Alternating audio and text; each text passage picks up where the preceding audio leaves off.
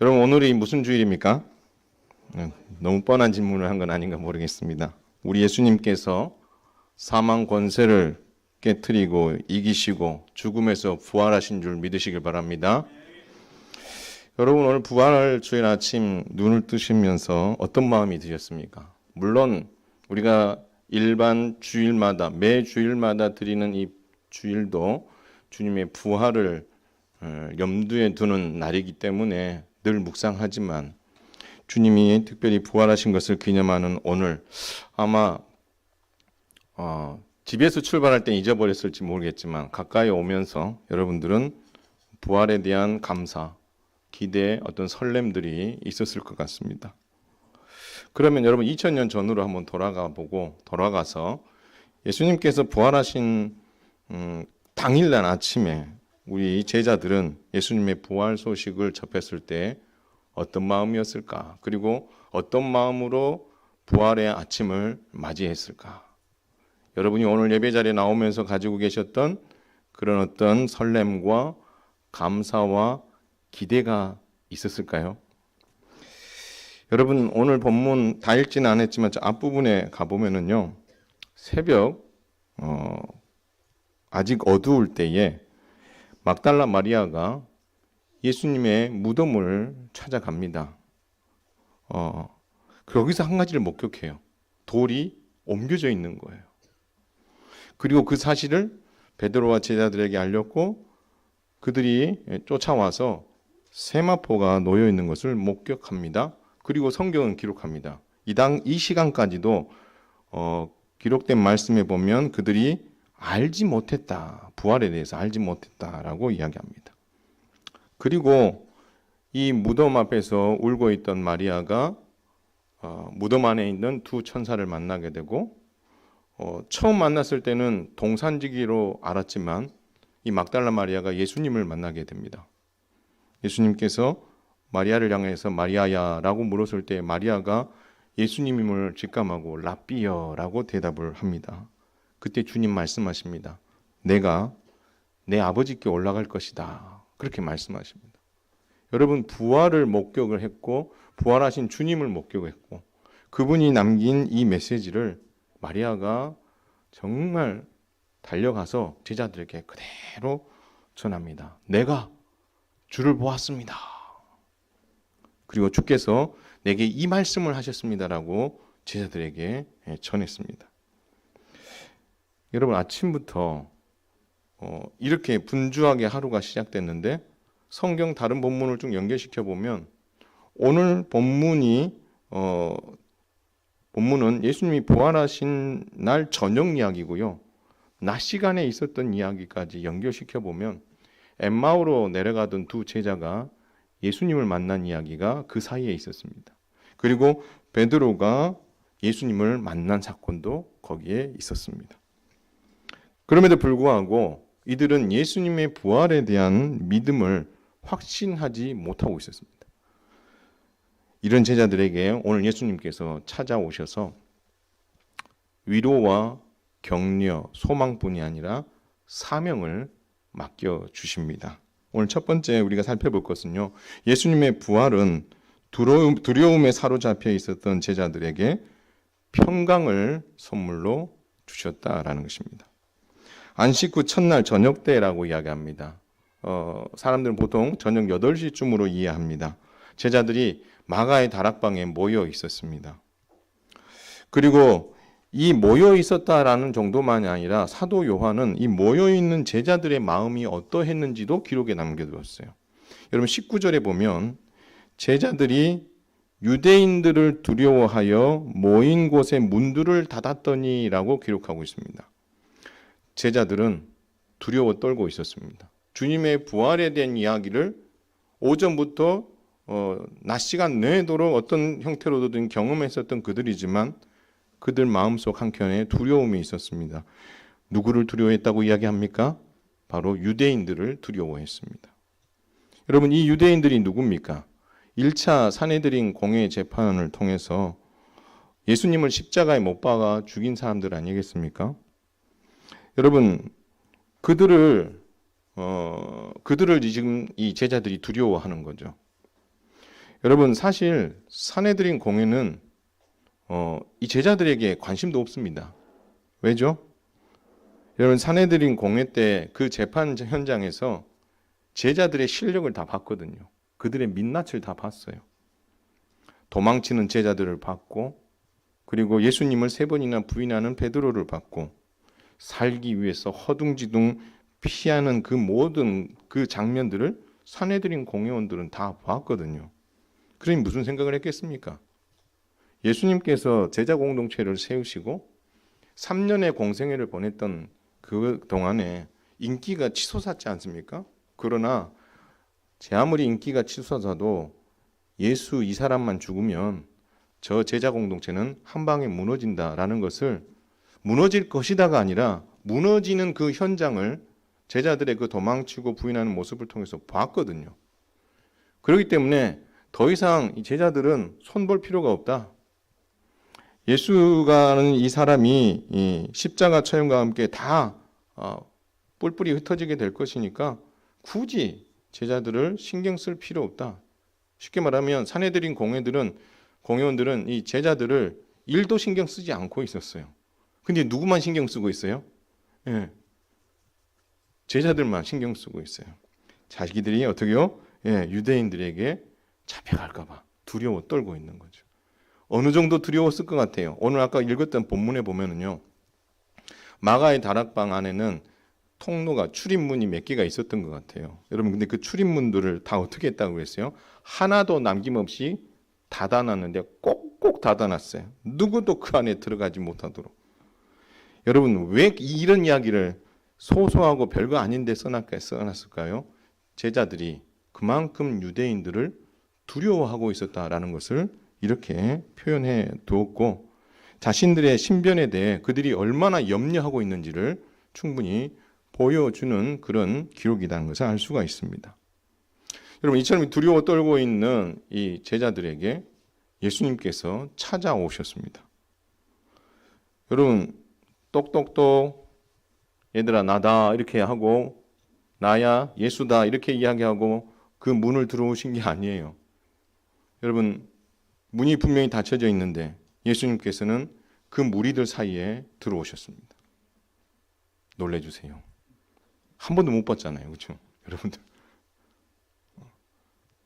자, 그렇게 예수님께서 찾아오셔서 2가지를 행동을 하십니다. 하나는 뭐냐면 너희에게 평강이 있을지어다 라고 선언합니다.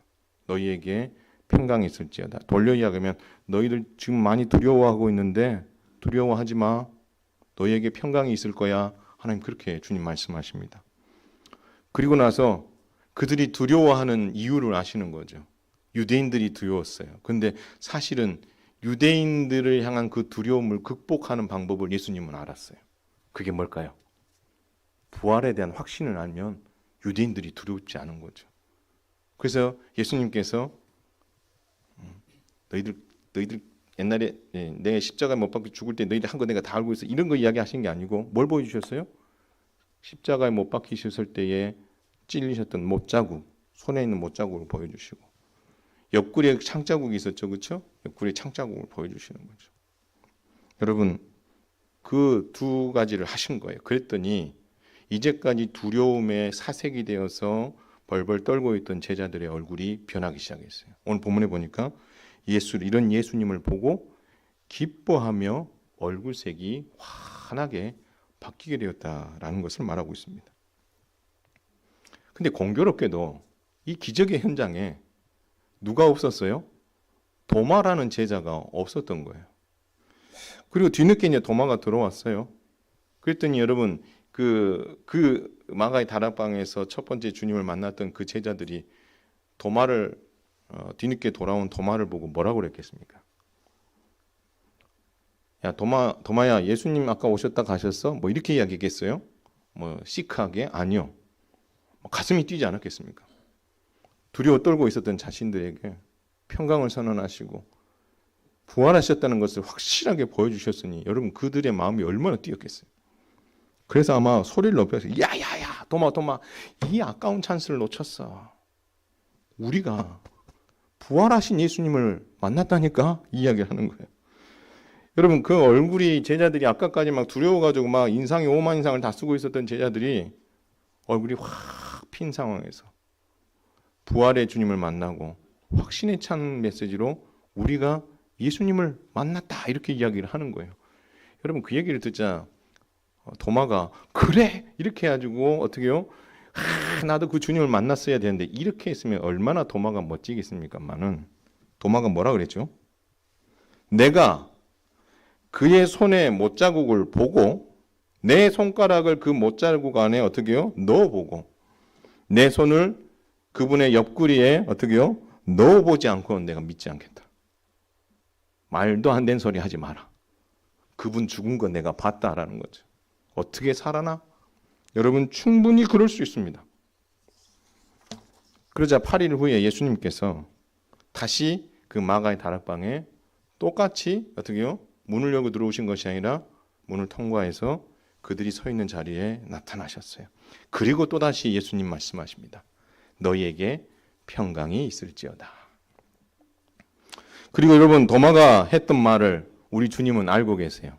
도청장치를 해놓으셨기 때문에 그들의 대화를 듣고 아신 게 아니고 우리 주님은 모르시는 게 없어요.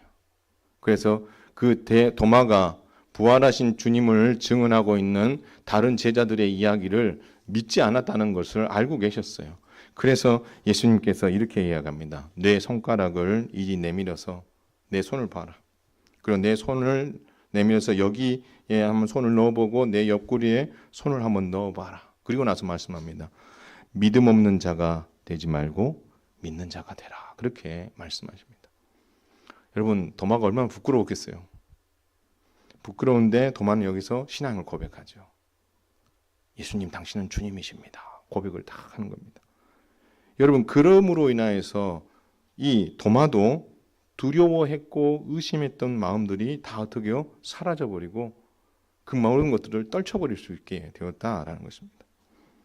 바로 두려워하고 있는 제자들을 찾아오신 예수님께서는 십자가의 죽음과 부활을 통해 그 제자들에게 그리고 우리에게 평강을 주신 줄 믿으시길 바랍니다. 여러분 이 평강은 첫 번째 하나님과 우리 사이에 화목과 평강을 주셨어요. 우리 지난 5일 동안 십자가에 대한 이야기를 하면서 살폈습니다. 그리고 예수님께서는 이 땅에 남겨질 제자들에게 평안을 선언하셨어요. 여러분 성경 구절을 한번 찾아볼까요? 요한복음 16장 33절 예수님께서 이 평안과 관련된 메시지를 던지셨어요.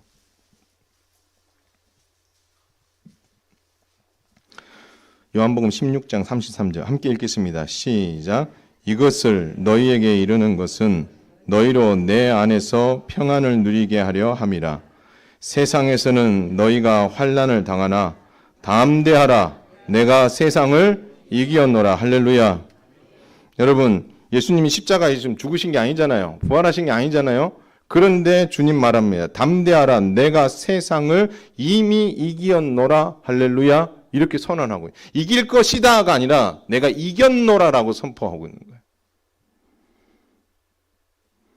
예수님께서 죄와 사망의 권세를 이겼다라고 표현하심으로 인하여 죄와 사망의 권세로 인하여서 두려워하고 심판에 대해서 두려워할 수밖에 없는 이 인생들에게 예수님께서는 십자가와 부활을 통해서 승리하실 것을 이야기하시면서 이미 승리하셨다라고 그들에게 말씀하심으로 그들의 두려운 마음들을 사라지게 하시고 그들의 마음에 뭘 주고 싶으셨던 거예요?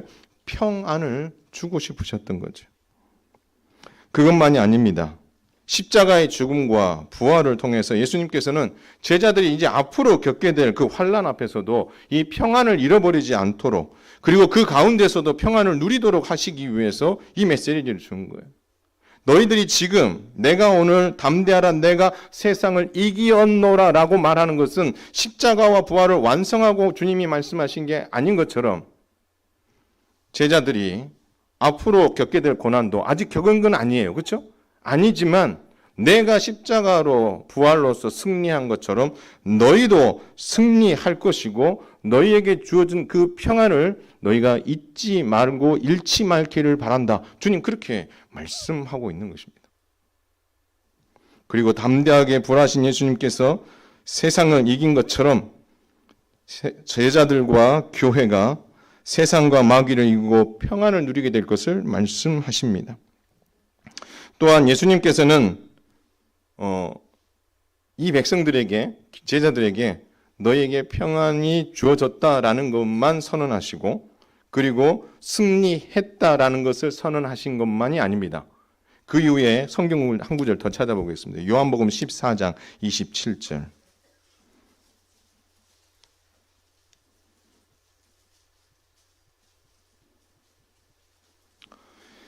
읽겠습니다. 시작. 평안을 너희에게 끼치노니 곧 나의 평안을 너희에게 주노라. 내가 너희에게 주는 것은 세상이 주는 것과 같지 아니하니라. 너희는 마음에 근심하지도 말고 두려워하지도 말라. 평안을 너희에게 끼치노라. 나의 평안을 너희에게 주노라. 근데 여러분, 이 평안을 주는 것은 한 번 딱 주고 땡이 아니라는 거예요. 여러분, 이 요한복음 14장 이야기는 뭐하고 연결된 이야기냐면 성령님과 연관되어 있어요. 예수님께서 아직 승천하지 않으셨어요. 그러나 승천하시고 나서 약속대로 누구를 보내주십니까? 성령님을 보내주세요. 그럼 그 성령님이 하시는 일이 무엇입니까? 주께서 우리에게 가르치신 바를 생각나게 하는 것도 있지만, 우리에게 십자가와 부활을 통해서 주신 이 평안을 고난 가운데, 어려움 가운데, 박해와 그 많은 핍박 가운데에도 평안을 잃지 않고 그것을 넉넉히 주님이 이겼던 것처럼 이길 수 있도록 성령님께서는 지금도 계속해서 우리에게 그 성령을 부어주시며 평안을 부어주실 것이다라는 것을 우리 주님이 교훈하고 계신다라는 사실입니다. 사랑하는 성도 여러분, 부활의 주님은 우리에게 평안을 선물로 주신 줄 믿으시기를 바랍니다. 죄와 심판의 두려움을 극복하고 우리에게 평안을 주셨습니다. 우리가 앞으로 겪게 될 많은 고난과 두려움을 극복하며 이길 수 있도록 우리에게 평안을 우리에게 선물로 주셨습니다. 그리고 그것은 단회적인 것이 아니라 성령님께서는 지금도 고난 가운데 있는 여러분들에게 계속해서 지속적으로 평안을 누릴 수 있도록 힘으로 또 충만함으로 공급하고 계신 줄 믿으시기를 바랍니다. 그래서 여러분, 이 평안은 예수님의 십자가의 죽으심과 부활로 인하여서 얻게 된 이 평안은 바로 누구로부터 온 거예요? 예수 그리스도로부터 온 거고, 성령님께서 계속해서 공급해 주시기 때문에 우리는 더 이상 우리 앞에 놓여 있는 죄와 사망에 대한 두려움과 고난에 대한 두려움에 사로잡혀 있어서는 안 되는 게, 그것을 이미 이겼다고 선포하셨고 그 이긴 것을 확신할 수 있도록 그 평안을 지금도 우리에게 어떻게 계속해서 부어주시고 계시기 때문에 여러분, 두렵고 힘들고 어려운 고난 앞에서 여러분, 우리는 쓰러지지 말아야 될 것입니다. 왜냐하면 바로 예수님께서 십자가에서 죽으시고 3일 만에 부활하셔서 세상과 죄와 사망의 권세를 꺾어버리시고 우리에게 참 평안을 선물로 주셨기 때문입니다. 그래서 우리는 더 이상 이 두려움에 사로잡힐 이유가 없는 거예요. 여러분의 삶이 매일매일 해피하고 매일매일 좋은 일만 있고 매일매일 어떻게 해요? 행복한 일만 있으면 얼마나 좋겠습니까만, 여러분 삶 안에 들여다보면 하루에도 수도 없이 크고 작은 어려움과 고난으로 인해서 고통스럽고 두렵기도 하고 염려가 되고 머리가 찌끈찌끈 아프기도 하고 힘든 시간들을 여러분 보내고 계시지 않습니까? 때론 그런 어떤 어려움으로 인해서 분노가 일어날 때도 있고요. 때론 그것으로 인해서 스스로 낙심하고 좌절하여 무너져 내릴 때도 있고요.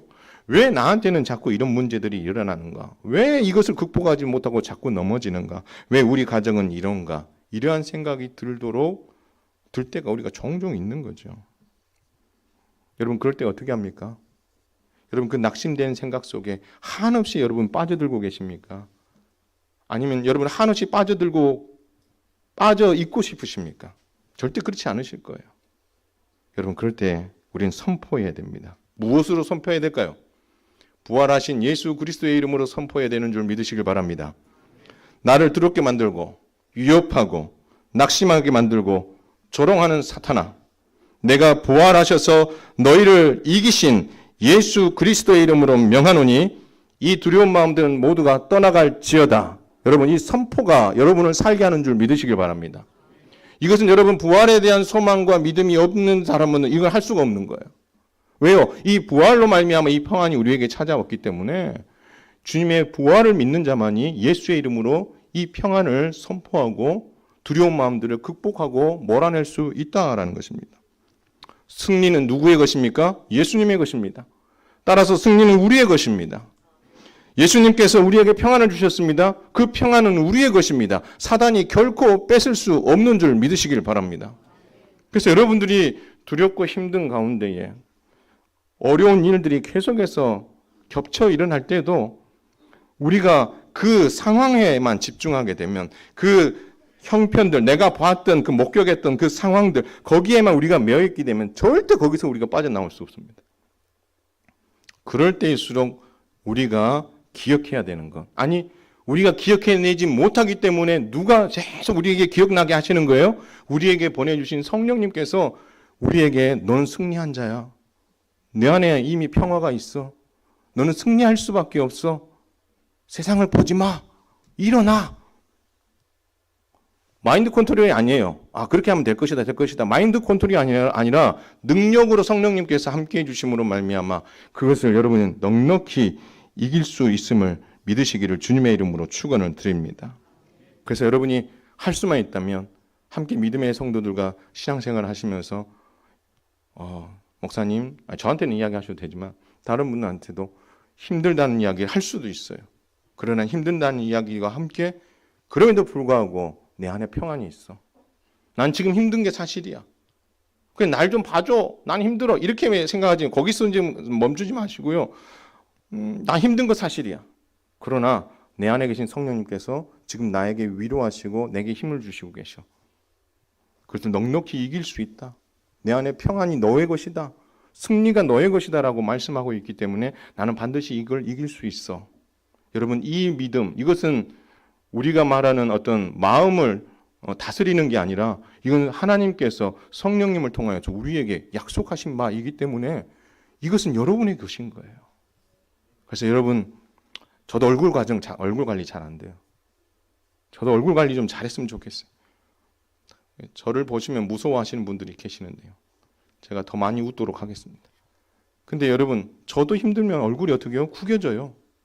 근데요, 이 구겨지는 시간이 오래 가지 않았으면 좋겠어요. 빨리 거기서 이런 주님이 우리에게 주신 위로와 평안과 승리의 메시지를 계속해서 성령님께서 우리 안에 도전하고 계시는 그 음성에 귀를 기울이면 말미암아 사단이 주는 마음을 어떻게 해요? 끊어버리고 성령께서 주시는 음성에 귀 기울이면 말미암아 그것을 넉넉히 이길 수 있는 믿음의 성도들, 평안을 여러분의 것으로 만드는 멋진 성도들 다 되시기를 주님의 이름으로 축원을 드립니다. 두 번째, 예수님의 부활은요, 제자들이 믿음으로 사명의 길을 가게 만드셨습니다. 오늘 이야기 안에는 사명 이야기가 없는 것 같은데 잘 한번 살펴보겠습니다. 여러분, 예수님께서는 본문에서 두 번이나 특별한 몸으로 찾아오셨어요. 똑똑똑하고 문을 두드리고 들어오신 게 아니에요. 그들이 문을 철통같이 잠그고 두려워 떨고 있는 그 공간에 우리 주님이 어떤 모습으로 가셔? 부활체의 특별한 모습으로 그들을 찾아가셔서 그 백성들을 만나 주시는 거죠. 영광스러운 부활체, 우리의 영과 육과 다른 특별한 몸으로 주님이 찾아오신 거죠. 여러분, 이 부활하신 예수님께서는 왜 그럼 이렇게 찾아오셨을까요? 야, 너희들이 이거 할 줄 모르지. 나는 할 줄 알아. 나는 여기서 저 옆에 세가족공원 가는데 너희들은 저 올라가야 되지만 나는 이렇게 슉 하고 지나가면 갈 수 있어.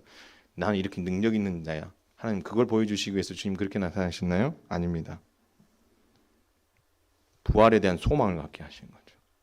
예수님은 부활과 함께 육신의 것을 가지셨으면서도 영의 것을 함께 공존하는 상상 우리의 머리로는 생각할 수 없는 부활체의 모습으로 우리에게 찾아오셨거든요. 이 말은 뭐냐면 나의 부활이 진짜다. 그것을 그들에게 이야기해 주는 거죠. 그렇다면 여러분, 예수님께서 이런 부활체로 그들에게 찾아오셔서 앞서 이야기했던 그 이야기들을 하게 되신 가장 큰 이유가 뭘까? 왜 예수님께서 그렇게 하셨느냐? 바로 제자들이 부활에 대한 확신과 소망을 갖게 하기 위해서. 그러면 여러분, 이 제자들이 부활에 대한 소망을 충만하게 가져야 되는 이유가 뭘까요?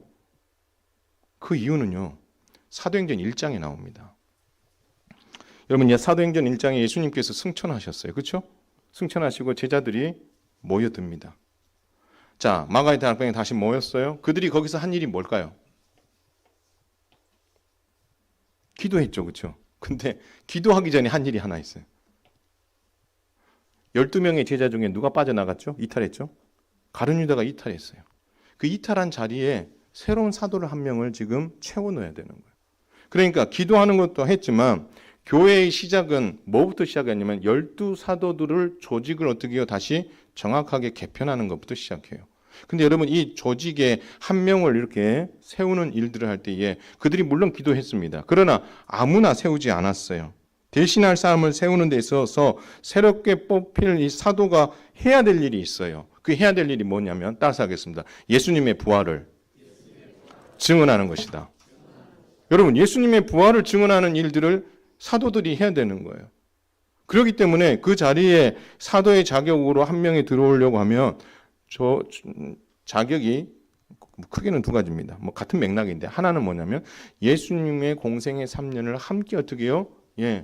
교육받고 보낸 자. 또 한 가지는 부활을 목격한 자입니다. 그래서 결국 부활에 대한 소망과 확신은 제자들이 사도로서 사명을 감당할 때 가장 중요한 조건이었거든요. 그래서 예수님께서 부활하신 육체로, 부활체로서 그 제자들에게 찾아가신 가장 큰 이유는 예수님께서 진짜 부활하셨다라는 사실을 어떻게 해요? 그 제자들에게 확신을 시켜주신 위함. 그래서 예수님께서 십자가를 지시기 전에 육체로 있을 때의 모습과 부활하신 이후에 영과 육이 혼용된 우리가 상상할 수 없는 그 부활체의 모습으로 그들에게 찾아오심으로 말미암아 내가 부활했다는 것을 그들에게 확신을 시켜주고, 주님이 떠나가신 이후에 남겨있는 교회에 이 사도들이 이 부활의 증언인으로서 살아감에 있어서 확신을 가질 수 있도록 주님 그렇게 찾아오셨다라는 것입니다. 그래서 첫 번째 만나셨을 때도 도마를 찾아왔을 때도 거기에다가 주님이 하셨던 일이 뭐죠? 예수님께서 십자가에서 못 박히셨던 그 손을 보여주시고 옆구리에 창짝을 보여주신 이유는 내가 잠깐 기절했다가 뿅 하고 살아난 게 아니라 내가 죽었다라는 것을 정확하게 그들에게 보여주셔서 부활이 진짜라는 것을 그들로 알게 하고 믿게 하기 위한 거죠. 그리고 예수님께서는 제자들에게 복음 전파의 사명을 명하십니다. 21절에서 23절에 보면요, 아버지께서 나를 보내신 것 같이 나도 너희를 보낸다. 어디로 보낸단 말입니까? 사명의 자리로 보낸다. 거기에 앞서서 너희가 뭘 받으라? 성령을 받으라라고 말씀합니다. 너희가 누구의 죄든지 사하면 사해질 것이요 누구의 죄든지 그대로 두면 그대로 있으리라. 주님 말씀하시면서 너희가 이제 이 사명을 감당하게 될 것이다 라고 말합니다. 그리고 여러분, 예수님께서 두 번째 찾아오셨을 때 도마에게도 사명을 줍니다. 근데 그 이야기를 들여다보면 이게 과연 사명인가 싶어요.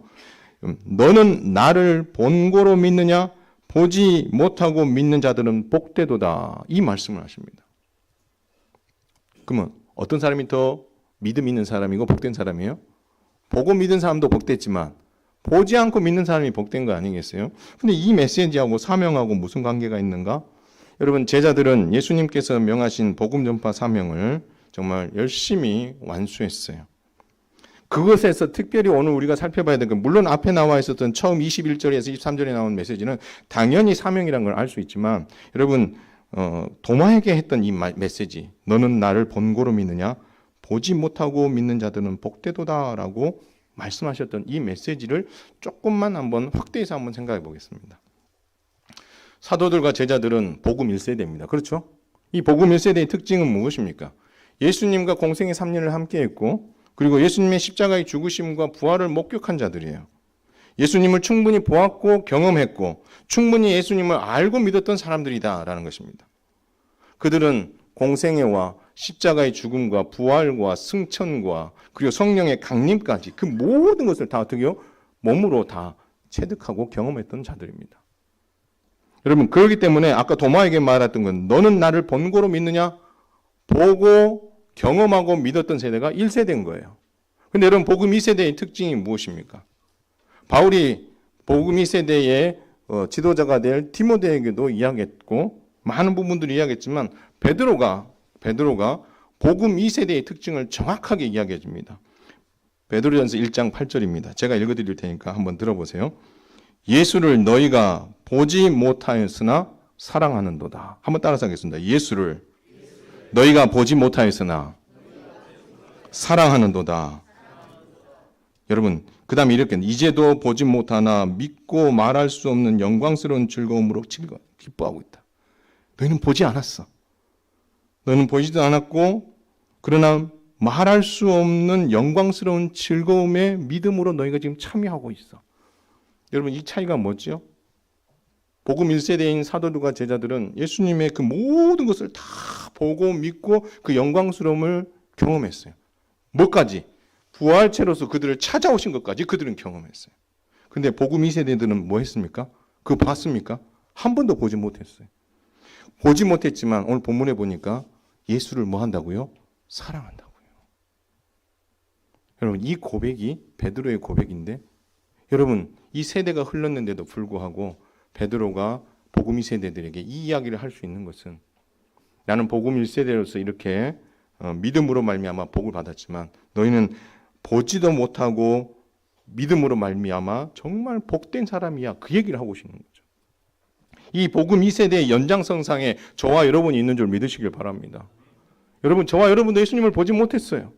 그러나 우리는 이 복음 2세대하고 같은 게 뭡니까? 보지는 못했지만 우리 예수님을 사랑합니다. 여러분, 예수님 사랑하시죠? 여러분, 그렇다면 이 복음 2세대의 연장선상에 여러분이 있는 거예요. 여러분, 예수님의 십자가의 죽음과 부활과 승천을 목격하지 못했지만 예수님을 사랑하기 때문에 저와 여러분은 오늘 도마가, 오늘 사도들이 복음을 위해서 사명자로 살아가야 되는 것처럼 저와 여러분도 그 사명자로 살아가야 되는 줄 믿으시길 바랍니다. 사랑하는 성도 여러분, 예수님의 부활이 제자들을 사명의 길에 서게 했다면 예수님의 부활을 보지는 못했지만 믿고 그 예수님을 사랑하는 우리도 주님은 사명의 자리에 서기를 바라고 계심을 믿으시길 바랍니다. 그래서 여러분, 보지 않았지만 이 확신을 가지고 있는 건 이게 큰 복이고 이 큰 복을 우리만 누리는 것이 아니라 어떻게요? 아직 그 복을 누리지 못한 사람들에게 전하고 알리는 그 사명의 자리에 도마가 서 있었고 사도들이 서 있었고 우리가 서 있기를 주님은 바라고 계신다라는 것입니다. 저와 여러분이 가지고 있는 은사와 달란트들이 있고 또 여러분들이 정말 잘하는 것들이 있습니다. 여러분, 그 모든 것들을 왜 하나님이 주셨습니까? 여러분, 이 교회를 잘 섬기라고 주신 거, 더 크게 봐서는 하나님 나라를 확장하는 일에 여러분 쓰시라고 그걸 주신 거죠.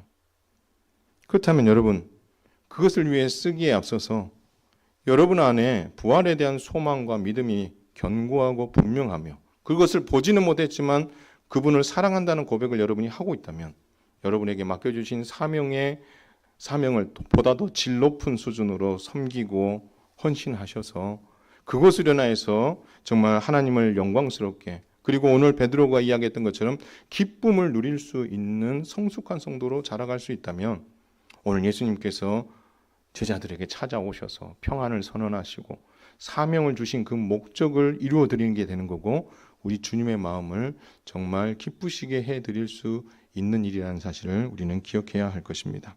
말씀을 맺습니다.